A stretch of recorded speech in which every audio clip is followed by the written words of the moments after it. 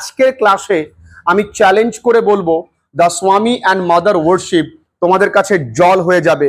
যারা সারা বছর কিচ্ছু পড়নি, পুরো টেক্সট পড়নি, তারা এই কয়েকটা কথা ক্লাসটা করে নাও, তুমি যে কোনো এমসিকিউ সঠিক উত্তর করে আসতে পারবে। তবে হ্যাঁ, পুরো ক্লাসটা মন দিয়ে শুনতে হবে এবং দায়িত্ব সহকারে বলছি যে একটাও এমসিকিউ বাদবে না, সবকটা এখানেই মুখস্থ করাবো তোমাদের সঙ্গেই। যারা তোমরা অনলাইন ক্লাসেস করছো মন দিয়ে, তোমরা অনেকেই বলেছো স্যার দ্য স্বামী অ্যান্ড মাদার ওয়ার্শিপ এটা অনেকেরই প্রবলেম হয়, বিভিন্ন স্যার ম্যাডামদেরও হচ্ছে। সেই জায়গায় আমি গল্প আকারে বুঝিয়েছি, তোমরা বুঝেছো, তবু আরো ভালোর তো শেষ নেই, আরো ভালো করছি। তাহলে প্রথমত আমরা জানবো, দেখো কত সহজ জিনিস, অহেতুক তোমরা ভয় পাচ্ছ। এই টেক্সটার নাম দ্য স্বামী অ্যান্ড মাদার ওয়ার্শিপ। তাহলে এখানে মা কে? মা কালীর কথা বলা হচ্ছে। তাহলে বিবেকানন্দের সঙ্গে মা কালীর বা মাতৃপুজোর যে সম্পর্ক সেটাই বলবে। কে বলবে? নিবেদিতা বলবে। এই নিবেদিতা কিন্তু আগে কি ছিলেন? একজন এডুকেশনিস্ট ছিলেন, মানে তিনি একজন শিক্ষাবিদ ছিলেন, বা বলতে পারি তিনি একজন শিক্ষিকা ছিলেন। দেখো এখানে এমসিকিউ কিন্তু ক্লিয়ার করে দিলাম। নিবেদিতার সঙ্গে স্বামীজির পরিচয় কি করে হয়? 1895 সালে নিবেদিতার সঙ্গে বিবেকানন্দের দেখা হয়। ঠিক তার 3 বছর পরে 1898 সালে তারা কিন্তু কলকাতায় চলে আসে এবং নিবেদিতা বিবেকানন্দের ডিসাইপল বা শিষ্যা হয়ে যায়। এবং এই যে স্বামী অ্যান্ড মাদার ওয়ার্শিপ, এটা actually taken from the master as I saw him. The master as I saw him এই গল্প থেকে, মানে এই গ্রন্থ থেকে নেওয়া হয়, যেটা 1910 সালে লেখা হয়েছিল। তাহলে আমরা দেখতে পাবো, তাহলে আমরা এখানে ইজিলি দেখতে পাচ্ছি যে বিবেকানন্দের সঙ্গে মাতৃপুজোর বা মায়ের কি ভাব বা মায়ের কি সম্পর্ক, সেটা আমরা কার চোখে দেখতে পাবো বন্ধুরা? নিবেদিতা, নিবেদিত প্রাণ যার, এই নিবেদিতার দেখতে পাবো। নিবেদিতা আগের জন্মে বা মানে এই প্রফেশনে, মানে তুমি বলতে পারো সন্ন্যাসিনী হয়ে যাওয়ার আগে, তিনি তার শিষ্যা হয়ে যাওয়ার আগে কি ছিলেন? একজন এডুকেশনিস্ট ছিলেন। এবং তার সঙ্গে দেখা হয় কত সালে? 1895 সালে। তিনি কলকাতায় কবে আসে? 1898 সালে। এটা কোন গ্রন্থ থেকে নেওয়া? The master as I saw him. সেটা কত সালে লেখা? 1910 সালে। এটা the master as I saw হিমের কিন্তু 11th চ্যাপ্টার, এটাও কিন্তু মনে রাখতে হবে। তো মোটামুটি এইটুকুনি আমি ক্লিয়ার করতে পারলাম। Yes or loudly? না না না না, জোরে। Very good, very nice. এবার আমরা প্রত্যেকটা জায়গা অত্যন্ত সুন্দর করে বুঝবো। বলেছে, দেখো গল্পটা কি সুন্দর, কত মজাদার। বলছে যদি আমি বিবেকানন্দ সম্পর্কে বলতে চাই, তাহলে বিবেকানন্দ সম্পর্কে বলতে গেলে বিবেকানন্দের সঙ্গে মায়ের কি ভাব সে কথা না বললে বিবেকানন্দের জীবনীটা ইনকমপ্লিট থেকে যাবে। তাহলে বিবেকানন্দের সম্পর্ক বলতে গেলে আমাকে বিবেকানন্দের জীবনী সম্পর্কে যদি বলতে হয়, তাহলে তার সঙ্গে মায়ের কি সম্পর্ক সেটাও কিন্তু বলতে হবে। আর আমরা সবসময় দেখেছি যে বিবেকানন্দের মধ্যে there were 2 elements in Swamiji's consciousness. স্বামীজির চেতনায় দুটো দিক ছিল। কটা দিক ছিল? দুটো। সেই দিক দুটো কি কি? একটা অ্যাবস্ট্রাক্ট আর হাইলি ফিলোসফিক্যাল। একটা কি বললাম বন্ধুরা? অ্যাবস্ট্রাক্ট আর একটা হাইলি ফিলোসফিক্যাল। ওকে, এবার এইগুলো একটুখানি ভালো করে দেখো। এই যে তার দুটো আইডিয়া ছিল, হাইলি মানে অ্যাবস্ট্রাক্ট ছিল, মানে কি তিনি অত্যন্ত যুক্তি তর্ক দিয়ে কিন্তু সমস্ত কিছুকে বিচার করতেন। এজন্যই বিবেকানন্দ কিন্তু ছোটবেলা থেকেই একজন ব্রহ্মজ্ঞানী। তিনি কি? একজন ব্রহ্মজ্ঞানী। বিবেকানন্দ একজন কি? ব্রহ্ম। আচ্ছা, ব্রহ্ম মানে কি ব্রহ্মের জ্ঞান? না, ব্রহ্ম মানে নলেজ অফ ট্রুথ, মানে তিনি সত্য সত্যের জ্ঞান ছিলেন, তিনি কোনো কুসংস্কারের ধার ধারতেন না। আর এই সত্য জ্ঞানের পেছনে কারণ আছে, বিবেকানন্দ কিন্তু সাধারণ ব্রহ্ম সমাজের একজন অ্যাক্টিভ মেম্বার ছিলেন, ব্রহ্ম সমাজের একজন অ্যাক্টিভ মেম্বার ছিলেন, তাই না? আর বিবেকানন্দ যাই করতেন তিনি কিন্তু তার সম্পূর্ণ idea, his idea was very reverse. Reverse মানে বিপরীত। কার বিপরীত ছিল? মূর্তি পুজো, আইডোলেট্রাস, আইডোলেট্রাস এর বিপরীতে ছিল। দেখো বন্ধুরা, এইটুকুনি আমরা ক্লিয়ার করতে পারলাম যে আমরা এই গল্পটাতে কি পড়বো, যে আমরা এই গল্পটাতে পড়বো বিবেকানন্দের সঙ্গে মাতৃপুজো বা মায়ের কি সম্পর্ক, কার চোখে দেখতে পাবো বন্ধুরা? এটা আমরা নিবেদিতার চোখে। কত সালে দেখা হয়, কখন তিনি ভারতে আসেন, কবে লেখেন, মূল গল্প গ্রন্থের নাম কি, সাধারণ ব্রহ্ম সমাজে কে নিযুক্ত ছিলেন, তিনি কেমন জ্ঞানী ছিলেন, তার আইডিয়াতে কি কি ছিল এবং তার ধর্মীয় মতামত, সেটা কিন্তু হাইলি অ্যাবস্ট্রাক্ট অ্যান্ড ফিলোসফিক্যাল। আমি বলেছি যে তার যে রিলিজিয়াস আইডিয়া ছিল ন্যাচারালি গ্র্যাভিটেটেড টু এলিমেন্ট, তাই না? দুটো দিকে কিন্তু ছিল।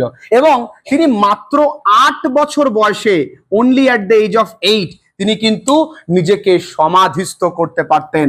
সমাধি, সমাধি মানে কিন্তু এখানে আমরা বলতে পারি ধ্যানমগ্ন হওয়া, যেটা power of concentration, full determination, full concentration. নিজের মনকে তিনি প্রচন্ড পরিমাণে কন্ট্রোল করতে পারতেন। তাহলে আমরা দেখো প্রথম প্যারায় কিন্তু এই কথাগুলো পাই। এবং প্রথম প্যারা একটা জিনিস আমরা জানতে পারি, স্বামী বিবেকানন্দের 3টে ফান্ডা আছে। 1 নাম্বার ফান্ডা হচ্ছে ব্রহ্মজ্ঞান, ব্রহ্মজ্ঞান, এটা হচ্ছে প্রথম ফান্ডা। নাম্বার 2 অদ্বৈত ফিলোসফি, তার এই দ্বিতীয় ফান্ডা। নাম্বার 3 বেদ অ্যান্ড উপনিষদ, তার ছিল একমাত্র বেদা অ্যান্ড উপনিষদ, এগুলো ছিল তার একমাত্র স্ক্রিপচারাল অথরিটি। মনে আছে? তাহলে তার জীবনের 3টে ফান্ডা, একটা ব্রহ্মজ্ঞান, 2 কি অদ্বৈত ফিলোসফি, নাম্বার 3 বেদ এবং উপনিষদ ছিল তার একমাত্র স্ক্রিপচারাল অথরিটি, মানে ধর্মগ্রন্থ যেখান থেকে তিনি শিক্ষা লাভ করতেন। প্রথম 2-3টে প্যারা একটুখানি কঠিন, তারপরে কিন্তু সব থেকে সহজ, ওখানে ইনফরমেশনের ঠাসা, দেখো কিছুই নেই। তাহলে আমরা এই দুটো লাইন পড়তে পড়তে এত কিছু জেনে গেলাম। এখানে প্রচুর এমসিকিউ হয়, খুব কঠিন প্রশ্ন হয় না কখনো। আমি যা বলবো এর বাইরে কিচ্ছুটি কোনোদিন আসেনি, আসবে না। That's my challenge to everyone. এবার দেখি, এবার হি ওয়াজ প্রিঅকুপাইড উইথ মাদার। আমরা জানি যে বিবেকানন্দের সবসময় মুখে মায়ের কথা থাকতো, তাই না? তাই হঠাৎ করে বিবেকানন্দের ছোটবেলার কথা বলতে গিয়ে বলেছেন যে বাদবাকি ছেলে মেয়েদের মতো তিনি কিন্তু সবসময় শান্ত স্বভাবের ছিলেন না। সামটাইমস হি ওয়াজ নটি অ্যান্ড রেবেলিয়াস। নটি মানে দুষ্টু, রেবেলিয়াস মানে বিদ্রোহী। এই রেবেলিয়াস কথা বলতে গিয়ে তিনি একটা প্রসঙ্গ টানেন, গল্প বলেন। গল্প শুনছিস তো? মন দিয়ে শোন। গল্প কি বলেন? গল্প বলেন যে একটা সলমন অকেশন, মানে একটা জাঁকজমকপূর্ণ উৎসবে মন্ত্র উচ্চারণের জন্য দায়িত্ব দেওয়া হয়, এন্ট্রাস্টেড টু হিজ ডিসাইপল। তার এক শিষ্যকে দায়িত্ব দেয়। শিষ্য যখন ভুলভাল মন্ত্র উচ্চারণ করে তখন তিনি এই কথাটি বলে যে prayer acted as a veritable charm. Prayer কিন্তু আত্মতৃপ্তি দেয়, আনন্দ দেয়। এই মন্ত্র যখন উচ্চারণ করবি, যখন মাকে ডাকবি, ডাকার মতো ডাক। মাকে ডাকলে, ওরে পাগল তোরা, মাকে ডাকার মতো ডাক। একটা লাইন আছে সুন্দর করে, make her listen to you. মা যেন তোর ডাক শোনে, সেভাবে ডাক। কারণ মার ডান হাত, মনে রাখবে, আশীর্বাদের, বা হাত তার কিন্তু খড়গ। এই খড়গে একটা ব্লাড রেড, মানে তোমার লাল বর্ণ রয়েছে। তাই মায়ের কার্স ইজ ব্লেসিং, মায়ের যে অভিশাপ সেটাই কিন্তু আশীর্বাদ। আর মনে রাখবে, মায়ের আমরা এই ভয়ঙ্করী রূপকেই, অর্থাৎ টেরেবল ফর্মকেই কিন্তু আমরা পুজো করি আর ভালোবাসি, তাই না? মায়ের এই ভয়ঙ্করী রূপকে কিন্তু আমরা ভালোবাসি বা পছন্দ করি। চোখ বন্ধ করলে মায়ের তো এই রূপটাকেই আমরা দেখি। তো এই সেকেন্ড প্যারায় আমরা দেখো এখানে 2টো প্যারা কমপ্লিট করে ফেলেছি। সেকেন্ড প্যারায় কিন্তু এইটুকুনি আছে। কি আছে বলো এর মধ্যে? কিছু আছে? বিবেকানন্দের সঙ্গে নিবেদিতার কত সালে দেখা হয়েছিল? একটু জোরে বলো। তিনি কবে ভারতে এসেছিলেন বলো? ইয়েস। এবং দেখো যে বিবেকানন্দ অনেক সময় কি করতেন, তিনি ছোট ছোট ফ্র্যাগমেন্টে তার ডেসক্রিপশন গুলোকে ভেঙে দিতেন। সেই ডেসক্রিপশন গুলো ভেঙে দিতেন বলে সেইটাকে মাদার টেরিজা এক জায়গায় স্তোত্র বলে লেখে, যার উচ্চারণ স্যাম। যে স্তোত্রগুলোর নাম voice of the mother, voice of the mother, তাই না ও বন্ধু? বুঝতে পারছো এগুলোর নাম কি? Voice of the mother. আচ্ছা, মায়ের ডান হাত কিসের জন্য আর বাঁ হাত অভিশাপের। মায়ের যে সোর্ডে, যে সোর্ড, সেই সোর্ডের কালারটা কেমন? Blood red. মনে থাকবে তো? নিশ্চয়ই মনে থাকবে। আর প্রেয়ার কেমন করে অ্যাক্ট করে? আ ভ্যারিটেবল চার। দেখো যেই যে জায়গাগুলো তোমাদের কঠিন, সেই জায়গাগুলো কিন্তু আমি লিখে দিচ্ছি। আশা করছি কোনো সমস্যা এতটুকুতে আর নেই। এতটুকু। তিনি কত বছর বয়সে নিজেকে সমাধিস্থ করতে পারতেন? Very nice. কত বছর বয়সে? তিনি কোন সমাজের সঙ্গে যুক্ত ছিলেন? আচ্ছা, তিনি ছোটবেলা থেকে কেমন ছিলেন? ব্রহ্মজ্ঞানী। তার জীবনে তিনটে ফান্ডা আছে, লাইফে তিনটে ফান্ডা। কি কে? ব্রহ্ম, অদ্বৈত ফিলোসফি এন্ড বেদ এবং উপনিষদ। এইগুলো ছিল তার জীবনের তিনটে ফান্ডা। আমাদের লাইফেও তিনটে ফান্ডা, ফাঁকিবাজি ফাঁকিবাজি ফাঁকিবাজি। এছাড়াও ফান্ডা আছে যদিও, বাদ বাকিটা আন্ডা, এখানে ফান্ডা।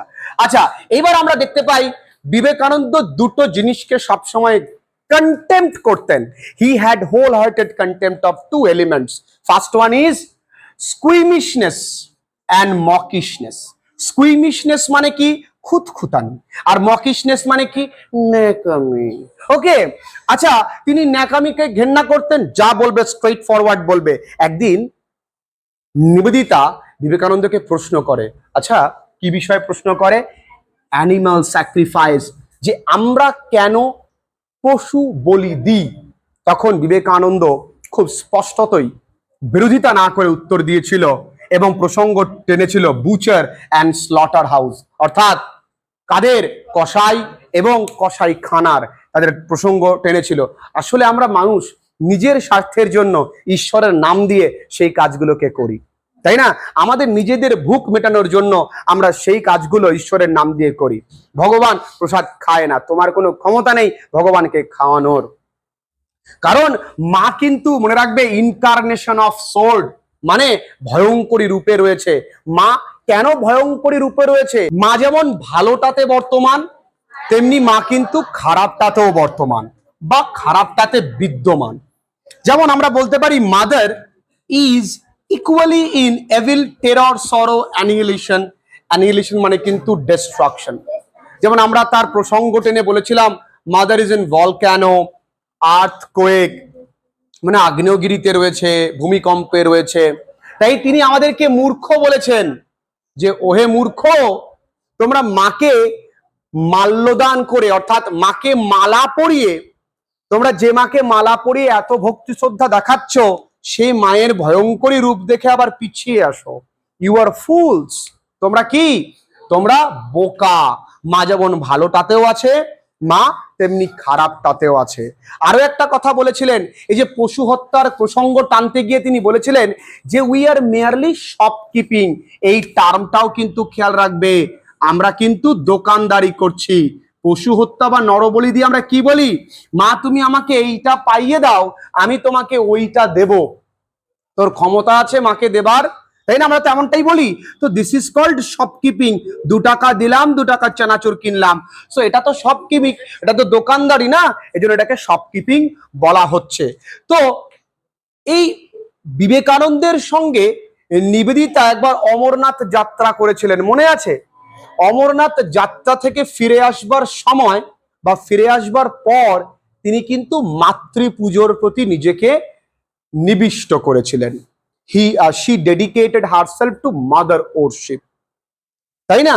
কেমন করে তিনি তো আগে একজন কি ছিলেন? শিক্ষাবিদ ছিলেন। তারপরে তিনি কি করলেন? নিজেকে মাতৃপুজোর প্রতি নিয়োজিত করলেন। কেমন করে? যেমন একটা বাচ্চা নতুন ভাষা শেখে। As a children learn new language, as a children, as a child learns new language. এই টার্মটা কিন্তু মনে রাখতে হবে। এবং আমরা একটু একটু আগে এটাও জানতে পারবো, দেখো একটা টপিক, আমি একটা পয়েন্ট লিখেছি, অস্টেয়ার সাইড অফ কালী ওয়ার্শিপ।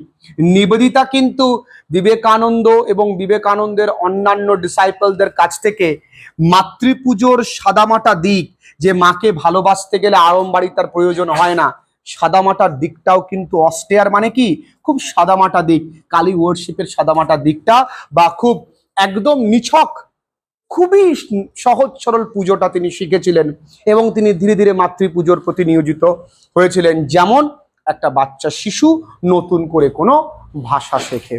একদিন নিবেদিতা মহর্ষি দেবেন্দ্রনাথ টেগোরের সঙ্গে কোথায় দেখা করতে গেছিল?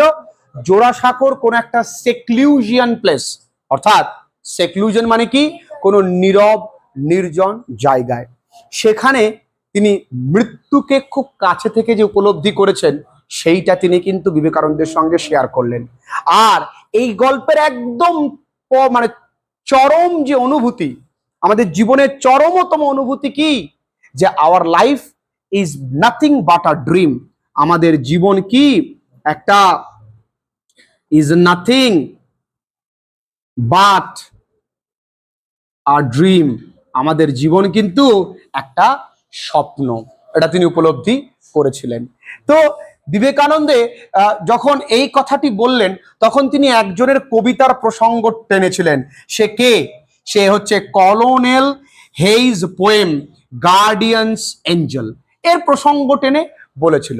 আচ্ছা, রামকৃষ্ণ পরমহংস দেবের সমস্ত শক্তি তিনি কিন্তু বিবেকানন্দের মধ্যে দিয়ে গিয়েছিলেন। এই সেই বিবেকানন্দ, তিনি তার জীবনে প্রথম 6 বছর, কত বছর? প্রথম 6 বছর তিনি কিন্তু মাকে ঘৃণা করতেন। কিসের জন্য? তিনি মাতৃপুজোয় ছিলেন না।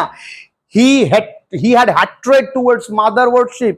কিন্তু রামকৃষ্ণ পরমহংস দেব তিনি তার মাতৃভক্তি উন্মোচন করেছিলেন, তাই না? কি করেছিলেন? তাকে he introduced to mother worship, introduced him to mother worship. যেমন গুরু নানক তার শিষ্যকে তার সমস্ত ক্ষমতা দিয়ে গিয়েছিলেন, আর বিবেকানন্দকে সমস্ত দায়ভার দিয়ে যাওয়ার পর তিনি কিন্তু মাত্র 2 বছর বেঁচে ছিলেন এবং শেষ 6 মাস তিনি অত্যন্ত কষ্টে কিন্তু কাটিয়েছিলেন। একদিন কাশ্মীর থেকে ফিরে আসার পর বিবেকানন্দ রামকৃষ্ণ পরমহংসদেবকে প্রশ্ন করে যে হু ইজ গড? ভগবান কে? বলে ভগবান আমাদের বিশ্বাস। God is our believe.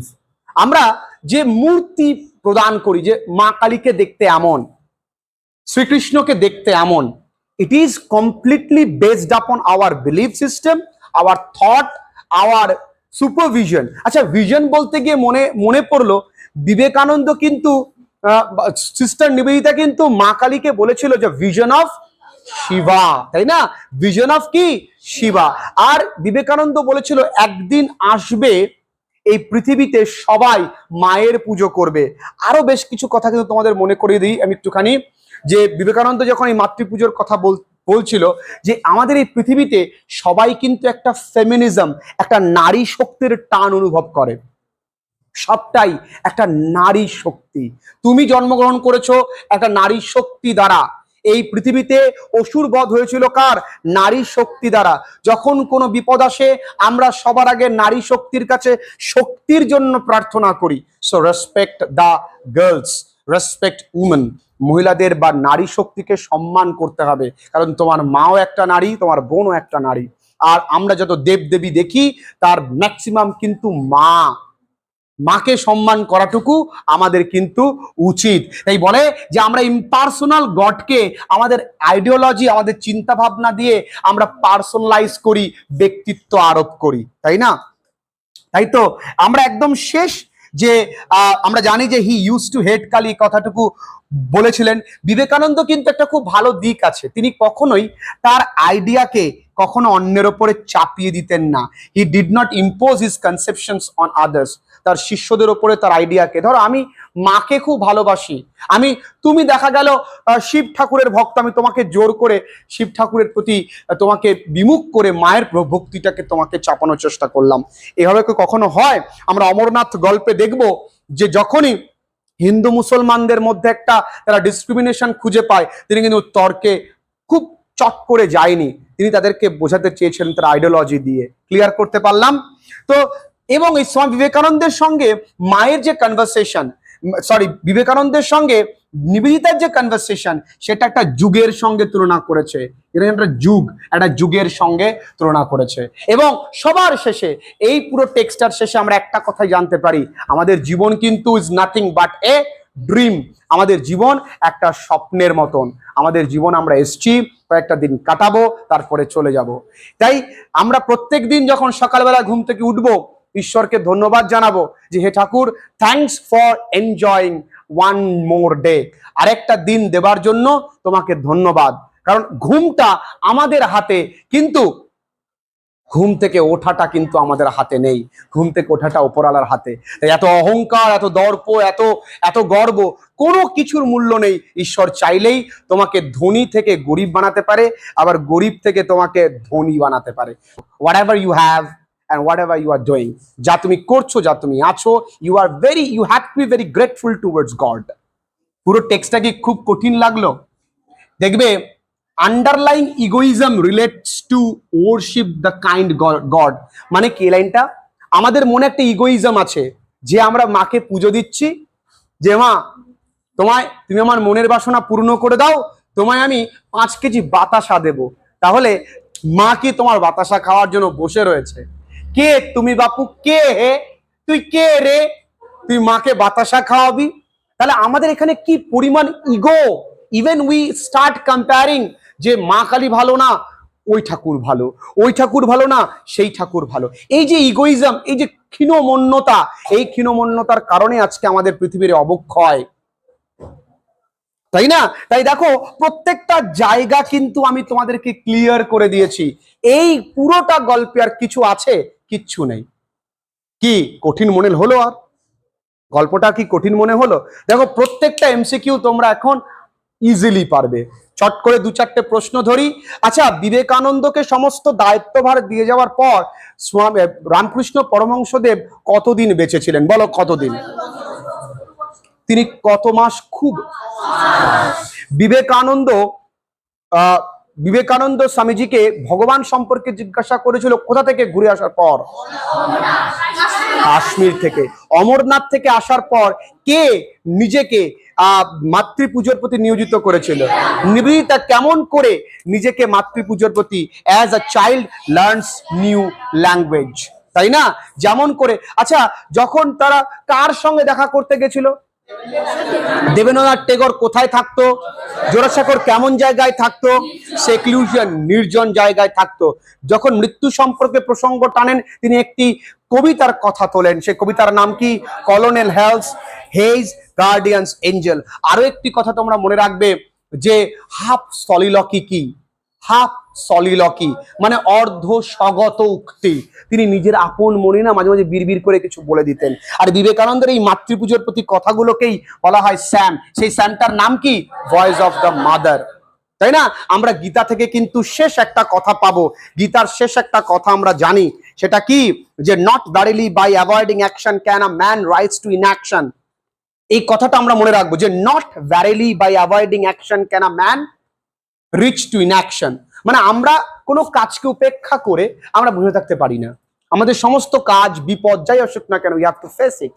এটা কোথায় আছে? গীতায় আছে। এই গীতার এই বাক্যটা বা এই গীতা বাক্যটা কিন্তু তোমাদের মনে রাখতে হবে। তাই আশা করছি স্বামী অ্যান্ড মাদার ওয়ারশিপ নিয়ে তোমাদের কোনো প্রবলেম থাকবে না। তাছাড়াও এর বাইরেও আমি তোমাদেরকে 40টার ওপরে ওয়ান লাইনার পাঞ্চ লিখিয়ে দিয়েছি। এর বাইরেও আমি তোমাদের সম্পূর্ণ কোশ্চেন বাঞ্চ সলভ করিয়ে দিয়েছি। এর বাইরেও আমি তোমাদেরকে পরীক্ষা নিয়েছি গতকালকেও 35 থেকে 40 নাম্বারের। এর পরেও আমি আরো কি করব? আগামী বুধবার তোমাদের 37 নাম্বারে পরীক্ষা নেব।